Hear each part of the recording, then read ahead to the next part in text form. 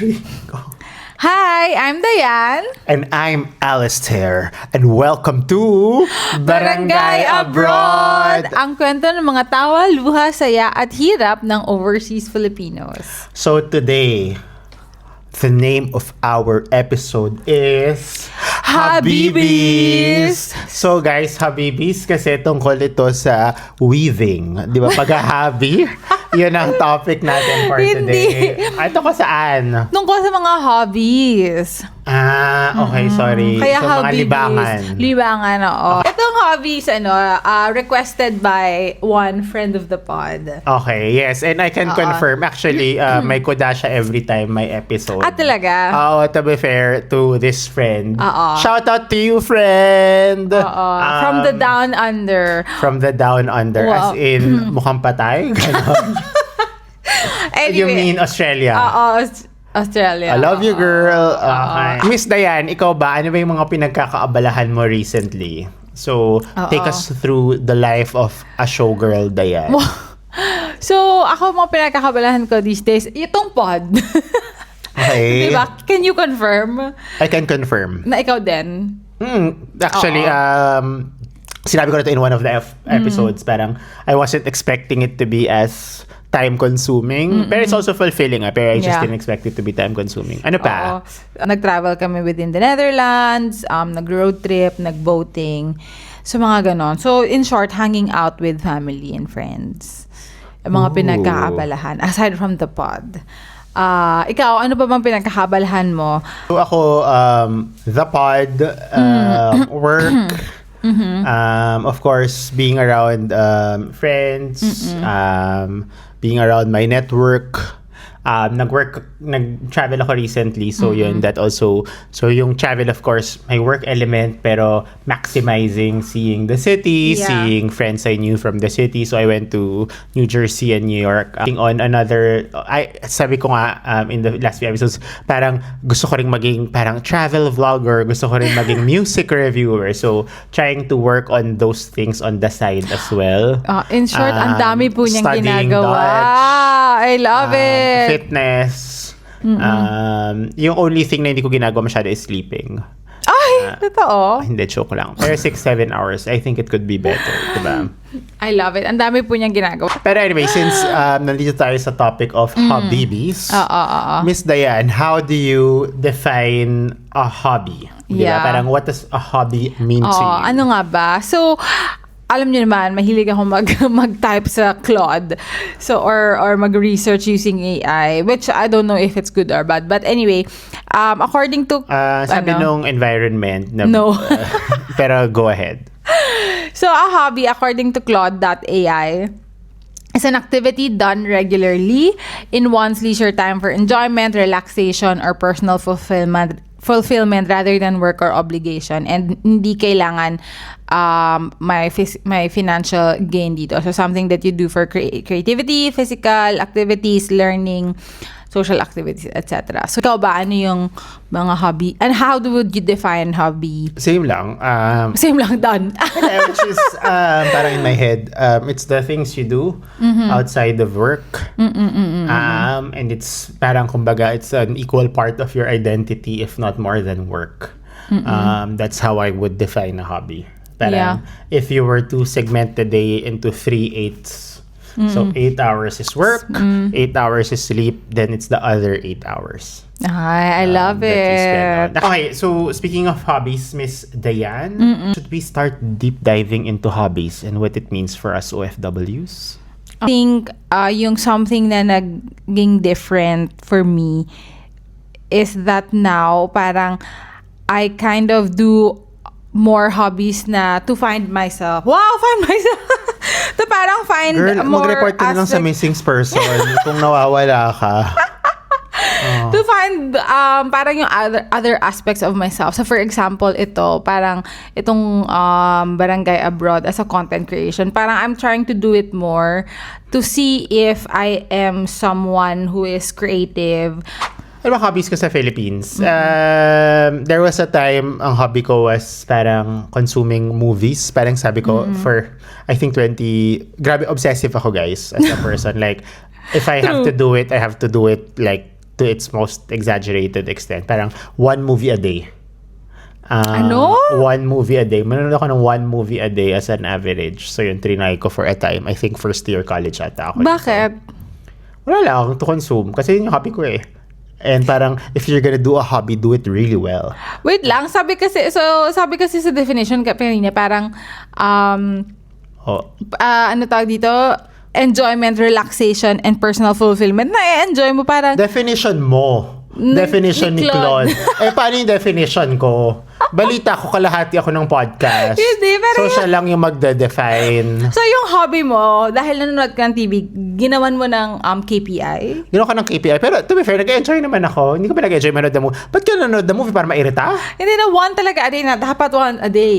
Pero naging average na yun. Parang after mga 3 weeks, for example, naging average of 1 na siya. Kasi obviously, parang life gets in the way. You can't watch. Parang the timing will not always work. Pero naalala ko, umabot ako up to June na parang ang average ko is 1 movie a day. Hindi po to sa sinehan necessarily. Basta consuming 1 movie a day. So yun. Kasi parang ang stress na parang kailangan manood ng 1 movie a day. Music, super consumer ako ng music before. So actually up to now, super consumer pa rin ako ng music. Check out onemananthem.com. And more details to come as AZ Production launches. Yun yung hobbies ko. May naisip ka pa ba? Same naman with Dayan. Before sa Philippines, hanging out with friends, and then that hanging out with friends mostly circled around drinking and eating. Oo, parang mas yun talaga sa Philippines. Hobbies overseas, I think largely influenced then by your environment. Like, minsan iniisip ko, yung hobbies ba that I have now, result ba siya nung fact na nag-move ako overseas, or just result of me changing as a person, as I found my identity? Kinopya! Hindi. Pero anyway, so for example, for me, yung most let's say, most prominent hobby ko is traveling. Seeing the world as much as I can. So, sabi ko nga in one episode, seeing all the 197 countries. The reason there's a map here, mayroong mga 2,500 pins to have as many pins as possible. So, kasi for me, parang if you say something like, I want to see the world, unless you are very intentional about it and you measure it, it's easy to forget that you don't really do it. I think na nasa Philippines ako, sinasabi ko, even nung Philippines, alam niyo yung pag new hire kayo, may chart na parang, what are your hobbies? Tapos parang parati ko nilalagay yung travel. And while it's true na I did travel, siguro mga once or twice a year, and then 1 or 2 local trips, parang, what is a hobby really if parang, and this is just my definition, not Claude's definition, not Diane's definition. Pero it's parang the thing that eats and consumes you and gives you joy, gives you energy, fuels your passion, and drives you. Oh my God. Dati, hindi ko na masyadong nagagawa ngayon. But nung kakalipat ko here is yung mga volunteering activities talaga. Wow! Volunteer for what? Like, park cleanups usually. Yung mga namumulot ng basura. Tsaka nagluluto ng food for elderlies. Nasarapan daw ba yung mga elderly? Dutch sense, hindi ko na-gets. Hindi ko na-gets. Hindi ako Hindi mo sure kung hindi ko sure. nasarapan sila. Oo. Grabe, no? Yung puso niya talaga. She's confidently beautiful with a heart. Ikaw ba, ano? I think fitness, medyo related din. So at least nung nag-move ako overseas, both times in Singapore and the Netherlands, parang fitness played a more pivotal role in my life. Parang in the Philippines, I used to think fitness was a vanity exercise. Parang a lot of the people I knew who did fitness did it more for vanity as opposed to health. Whereas when I moved to Singapore and I also moved here to the Netherlands, it was more a health decision. The other thing is, of course, mas conducive for me as someone who hates the treadmill, mas conducive mag-run in, let's say, the Western Hemisphere kasi less humid yung and sticky yung climate. So, at least in the last, let's say 6 months, that's a lie. Mga last 2-3 months, I've been trying to run more. I also do it normally basta hindi winter. At least in the last 2 years. Yun, so running also keeps me busy. Working out is also a hobby of mine. And then when I was in Singapore, Ay, ito, ang dami. I said, I told you, diba? Medyo I had an addictive personality. Parang nanood ako 24 concerts in a year. Kasi if you're gonna do one, do it all. And the same with travel. If you're gonna do one, do it all. Marami ka pang hobbies sa Oo, Singapore. nag-salsa classes ako, guys. Nag-salsa ako, nag-workout, nag-volleyball, nag-boxing. Things na, by the way, lahat yun never ko ginawa in my teens. As in, ako yung bata na may sports PE grade na yun yung lowest grade niya. Yun, tsaka drafting. Tapos, everything more academic, yun yung medyo carry ako. Ikaw, so for me... Meron ka pang isang hobby na, hindi naman hobby, pero siguro Go. ginawa mo once. Yung tarot card reading. Oh! Ha? True! Ito mga 3 episodes yun. Tarot with Alistair. Totoo? Alistair. Totoo ba? Tarot Alistair. Hindi. Hindi, pero sabi mo, tarot reading ako. Tapos nag-boxing, ka pa. Nag-boxing ako. O, diba, guys, ang dami. Pero ginawa ko lang siya lahat nung nag-overseas ako when I was freeing my identity. Kasi I had the expectations of the society. Of the society? Sino doon? Ikaw ba? Ano yung role ng hobbies before versus today in your life, Miss Diane? Bago ko sagutin, I love what you said na parang parang freeing yourself more kasi dati nga sa Philippines parang medyo mas experience ko lang naman parang medyo mas limited because of infrastructure din parang or weather or ang traffic kasi sa Manila parang ang hirap pumunta from one place to another so hindi masyadong conducive to have a hobby but here mas conducive siya kasi mas maraming free time. Mas maraming hobbies din na pwedeng gawin here. Tsaka parang feeling ko lang, medyo mas konti yung magja-judge kung ano man yung hobbies na ginagawa mo. So yun yung mga considerations ko when trying out a hobby. Okay. Yan. Let's take a break muna, Miss Diane, and we will be right back.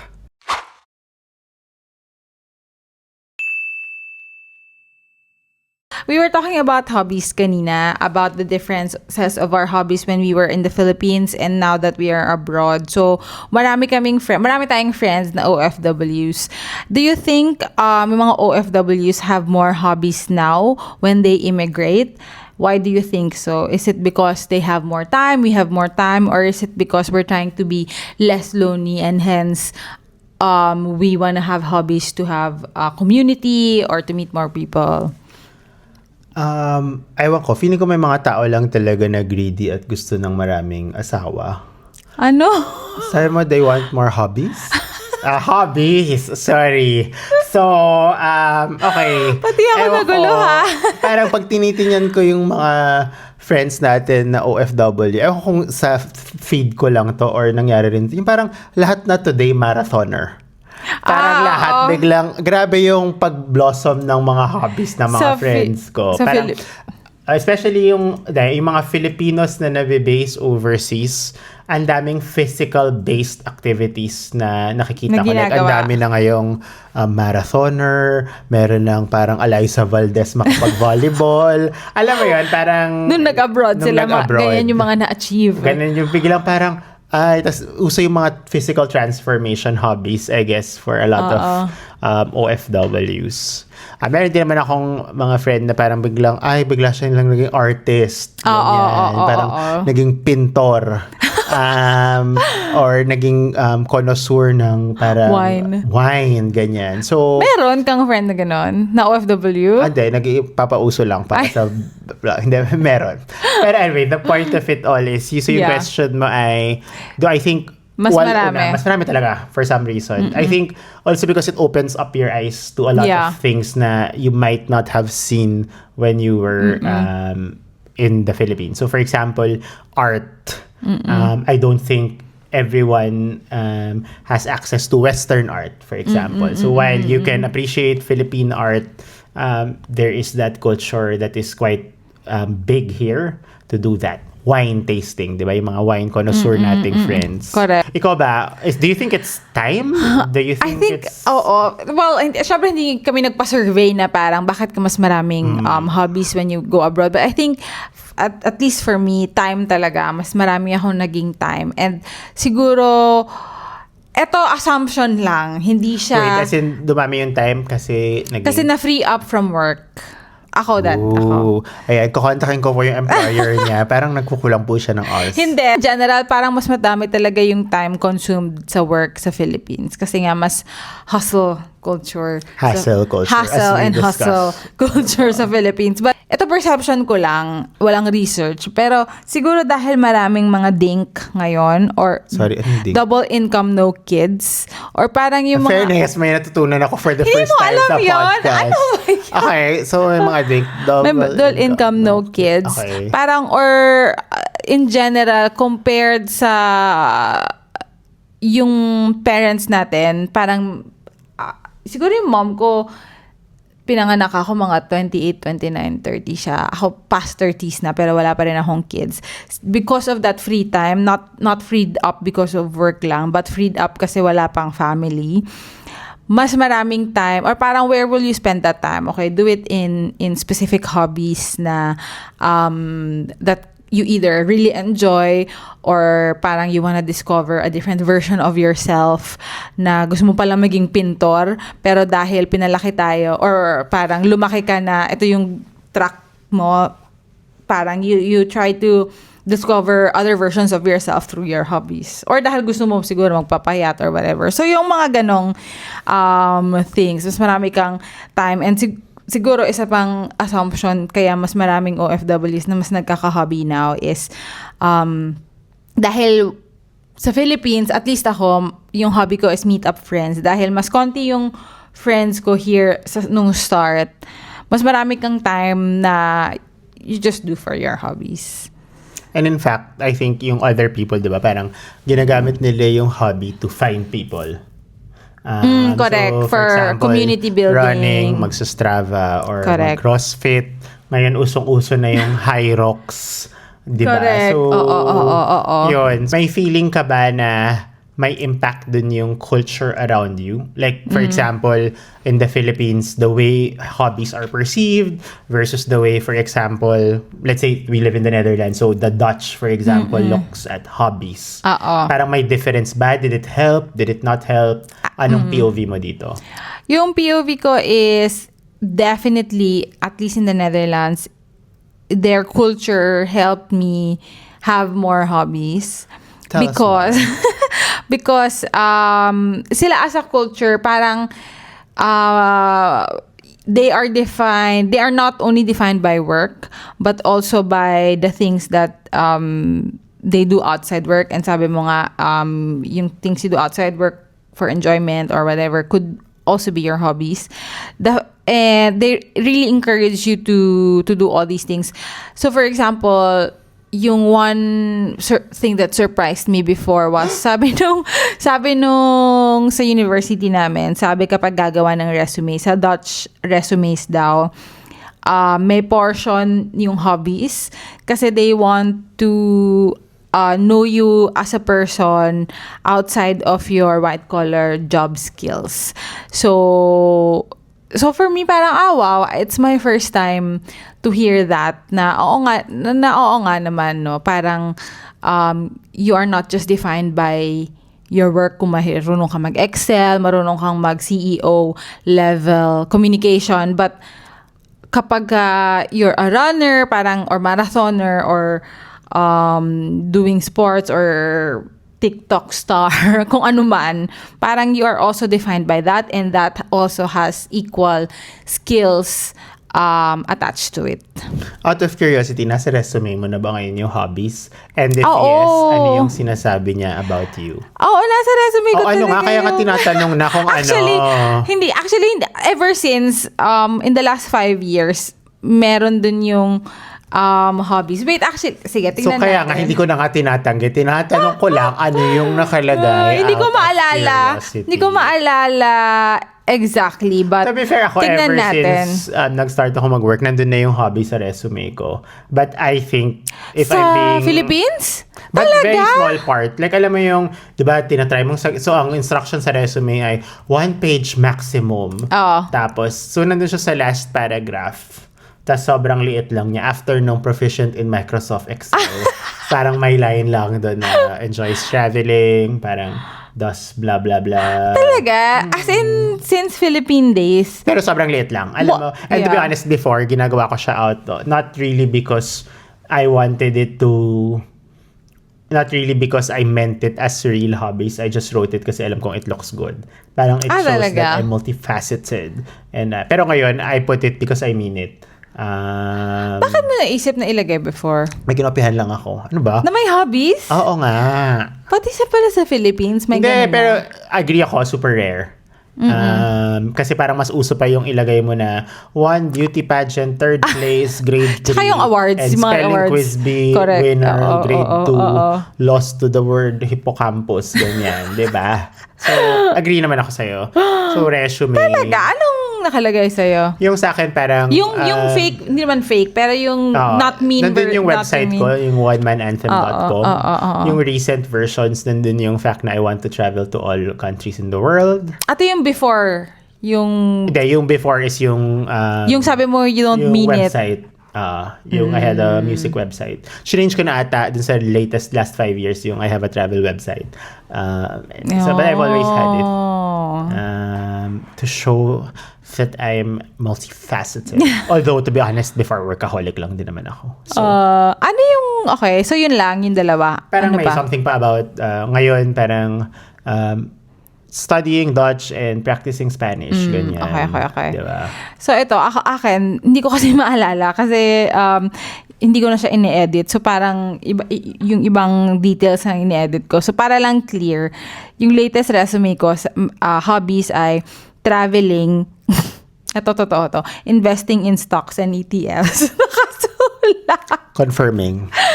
Managing events kasi dati events management ako, and honestly yung managing events also yung mga organizing friend events, managing events pa rin yun, and creating content. Although never niya akong in-invite to a friend. in-invite kita sa mga bachelorette, isa lang pala.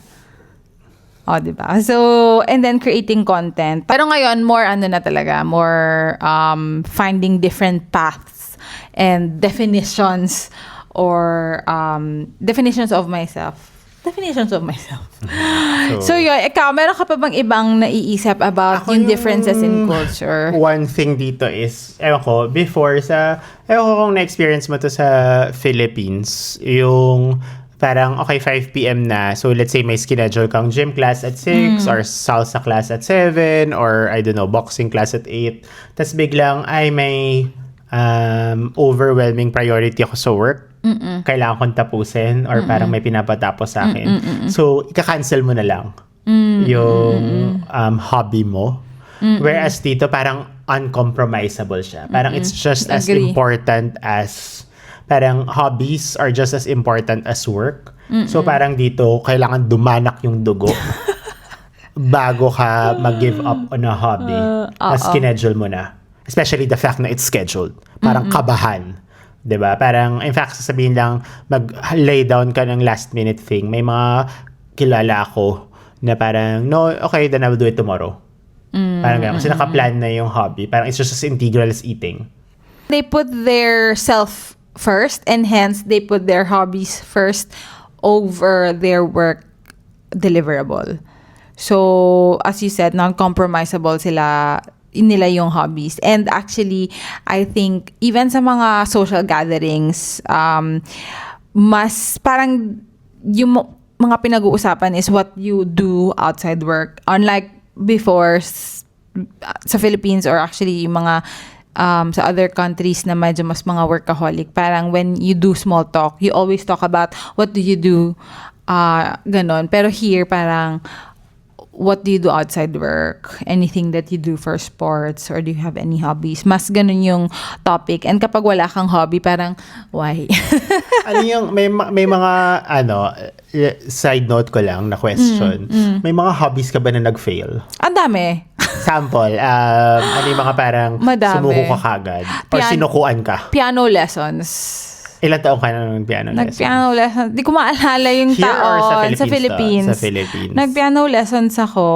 Parang nakadalawang recital din ako. Sa mga years din yun. Kasi, Fairness. oo, nagpa-piano recital ako dati. Tapos, in fact, meron pa rin akong WhatsApp group? Hindi, keyboards sa bahay namin. Nakatago lang sa cabinet, kaya hindi mo nakita. Pero meron. In fact, Wala akong comment. comment no. They want to hear the comment. Guys, ang cluttered yung bahay niya. Ayoko sabihin kasi it's not my place. Baka ayaw mong i-reveal. Pero ang daming gamit ng bahay niya. I think yung next hobby mo, decluttering. Oy, pero meron akong decluttering targets this year nga. So, tama naman. This month na? Bakit? Anong connect nun? Wala lang, hobby. Naisip Hindi, ko na lang parang bigla. yung maraming gamit. Tapos meron pa pala akong keyboard. May na keyboard ka pa pala. Na parang naisip ko bigla. Yun, ano pa ba mga nag-fail kong Dito hobby? overseas. Dito, yung volunteering, I would say, hindi ko na siya natuloy. Na follow up. Yeah. Ikaw muna. Sige, mag-iisip pa ako. Ako overseas pero sa ano na to sa Singapore to, hindi sa Netherlands. Nagsalsa classes ako before. I think ang tigas talaga ng katawan ko. Alam mo yun. To be fair, tagal ko rin chinaga. Pero ang tigas talaga ng katawan ko. Masyado akong insecure. Ma-judge ng mga tao. So, I would say medyo on hold. Ang salsa. Ang salsa. May planned Kung ano yung- hobbies ka ba? Plan the hobbies. Like you see yourself in the next, let's say, give it 1 year muna. Kasi hindi naman natin ma-predict yung future, di ba? Baka magka-hanta virus as we see in the news. Sana naman wag. Ikaw, may parang planned hobbies ka ba? Actually, gusto ko talaga itry yung content creation. Well, this is a form of content creation, pero more like content creation na short form. Kasi this is a long form content creation. Ay, walang time or ang hirap i-balance with work. Kakasabi niya lang, going overseas as unlocked time, tas biglang nandito siya contradicting herself. Guys. Hindi, kasi yung time ko, and dito na sa long form content natin. So are you saying, in the short term, ang nakikita mong mangyari, Maliligwak ay ito. maliligwak ito at mare-replace ng iyong Yung short form. Hindi natin alam, but all I can say is dumami yung baseline ko of extra time for specific hobbies. Pero right now, what takes up so much She's of that stretched. time is this and fitness and still socializing. But let's see. giving- ito pala yung isa pa. Ano, she's giving? She's giving Lastic Woman or Mr. Fantastic. Parang, actually, She's yung, so stretched. yung iba pa would be pole dancing. Parang, Correct, Parang correct. give upan ko rin siya. From Correct. the Philippines pa yun ha. Tapos Pero nag-pole dancing ka dito, di ba? So, dati sa Philippines, tapos trinay ko dito. Tapos parang after parang, hindi kaya. Ang hirap pala. Ganon. Sayang. Ano pa ba? Ikaw, ano pa? Ako siguro, pero medyo short form, content creation. Ay, kinopya ulit! Okay, Hindi, yung mga na-miss mo or yung mga give up mo mga na. nag-give up ko. So, salsa was one. Boxing is another. I think yung one thing na medyo related to hobbies, and I guess as you go to different countries and you live, parang mag-change din yung calculation mo, which is, may impacted talaga yung pera. I remember, for example, in the Philippines, di ako nag-workout, wala akong fitness. To do that hobby in Singapore, I hired a personal coach. But that was because I had zero parang form. Parang I didn't want to injure myself. Hi, coach. Minit ko siya actually pumunta siya sa Amsterdam before.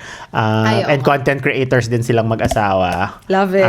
Kung pinanood mo to at gusto mong i-link ko yung i-link ko sa episode.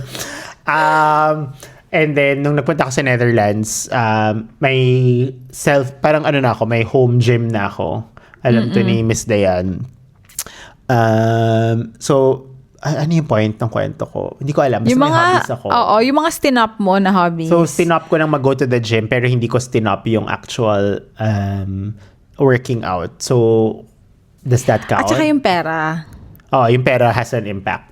Actually, totoo yan. Kasi for example, Yung pala yung reason ko ba't siya nag-stop na mga hobby niya.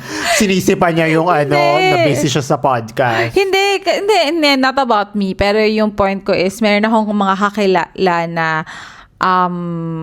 pagka nag-enroll ka talaga sa classes, yun talaga Mapipilitan ka. mapo-force ka. Kasi nung nagpa-piano lessons ako, nung nag-pole dancing classes ako, lahat yun Bayad. by classes. Tapos may kakilala ako, nag-rowing naman ngayon. So, parang kung gusto mo, yung sabi mo kanina na kapag gusto mo talaga ng hobby, kailangan mo lagyan ng dates and deadlines and plans to do it. And one way to do that is to have a paid class or coach or Agree.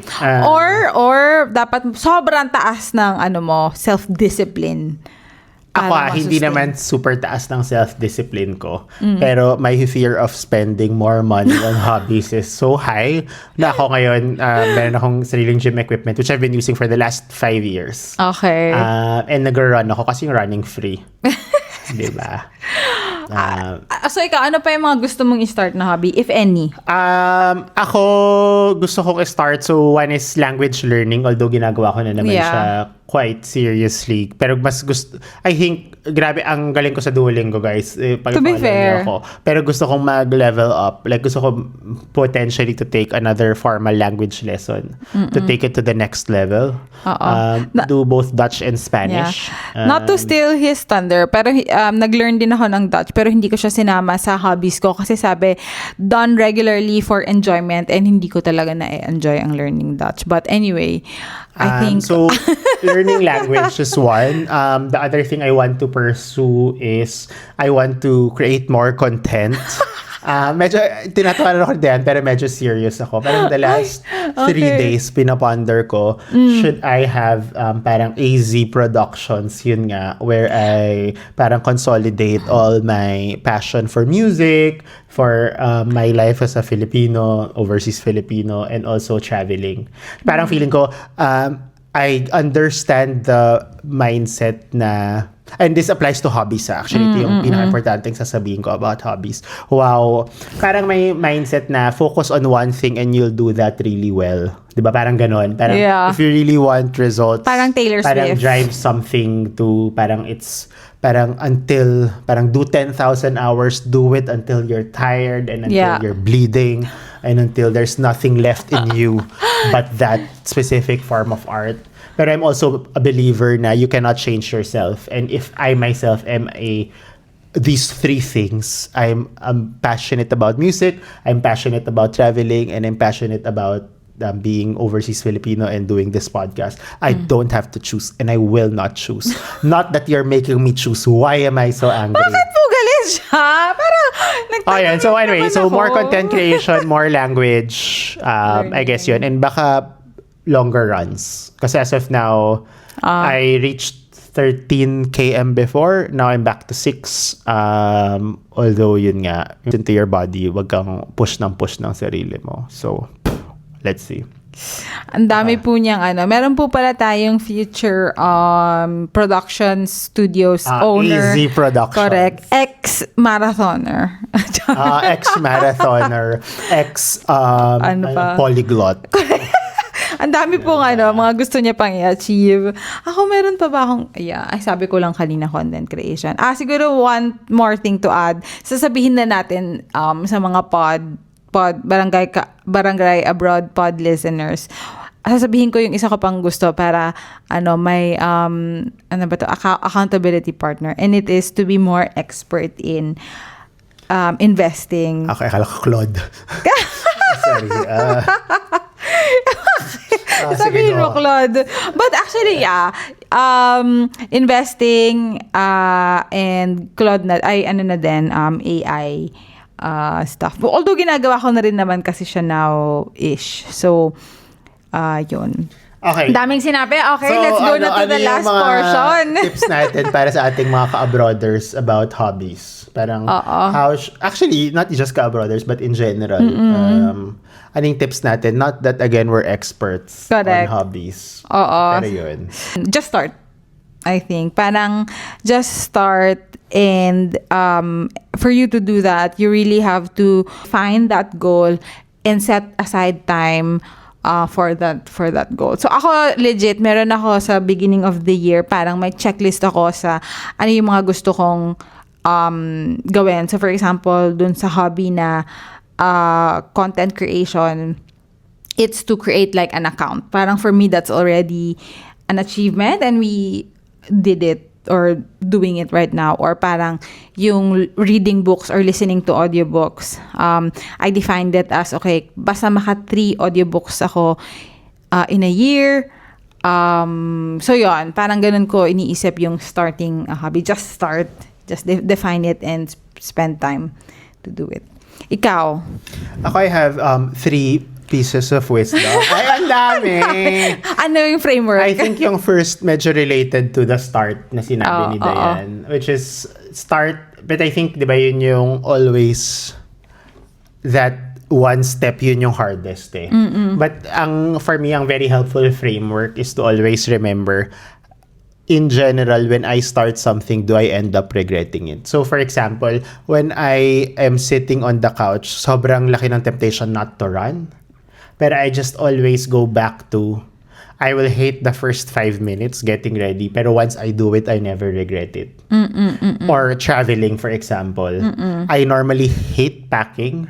I hate going to the airport or the train station, pero once I'm in the destination, I always enjoy it. So, yeah. I think starting, but also with the mindset na the worst part is just starting. Yeah. It's always the once you're already beginning the journey, once natapos mo yung run, once natapos mo yung travel, parang wow, fulfilling, ganon. Minsan naman parang okay, fulfilling.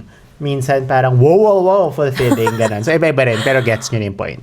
Yung second thing I would say is it's okay to stop din, di ba? Correct. Oo. Ang dami ko nang tinap. And then stop. Parang Kung if it ayaw. doesn't work for you, then don't do it, diba? Parang in the end, hobby, hindi ka naman bayad. Tsaka diba? to bring joy. To bring joy, diba? Parang if it doesn't bring you joy, why do it? Why do it? And I guess the third part is, ito yung pinakamahirap kasi even I, as a 35-year-old adult, cannot get over. Parang it's a thing that only BetterHelp can help me with. And therapy, just is parang don't listen to the noise. Diba? Parang, for example, yung dancing, if I'm really awkward but I love it, who cares? Kasi sabi ko to kasi it's easier said than done. Kaya nga I'm saying it and not doing it. Which is, or content creation. Diba? Ang tagal ng hesitation ko. Yung isang hesitation ko, sinabi ko before was working with a friend. The other one is being judged. Diba? Pero parang in the end, kung nag-enjoy ka pa naman mag-podcast as a hobby, diba? Bakit ka makikinig sa mga bashers namin? Unfortunately, wala naman kami masyadong bashers kasi we haven't reached that mass to have a basher. Correct. Actually, lahat ng viewers, friends, and family. In fact, to be quite honest, naghahanap kami ng bashers to prove na we've made it. Kasi diba yun yun, pag may hater ka na daw, you've made it. So far, wala pa kaming haters. So, I guess we haven't made it. Oo nga. Please hate us. Ako siguro last, ang walang habit hierarchy. Because it's simple. That's true. You're not proud of it. Kasi it's very personal. So, as long as you enjoy it, you do it in your free time, you find fulfillment doing it, then it's a good hobby for you to have. Works for you. So, yun ang aking final tip. Meron ka pa ba? Wala na. Nailabas na yung framework. Super agree actually dun sa last words of wisdom ni Dayan. Diba? Parang in the end, it is personal. Correct. Diba yung hobby, yung root word niya is be. Diba? Okay. Akala ko yung hub. It's to be. Diba? It's the state of being. Being yourself, being happy, and being content. Yeah. Totoo ba yung B na yun yung root word niya? Hindi, pero if you say it long enough, di ba, naniwala ka for a second. So, gano'n naman yung girl, kung ano na sabihin mo sa social media, tapos share na yun. Parang, ay, totoo ba? That's just correct. Anyway, ayun. So, yun. So, don't forget to subscribe in our channels to watch the past episode and future episode. So, we are available in Spotify, YouTube, Apple Podcast, and follow us on our socials sa TikTok, Instagram, and Facebook. Okay guys, ito na naman. Tapos na naman ang isang episode at maraming salamat mga Ka-abroaders. kabarangay abroaders. Bye-bye! Bye!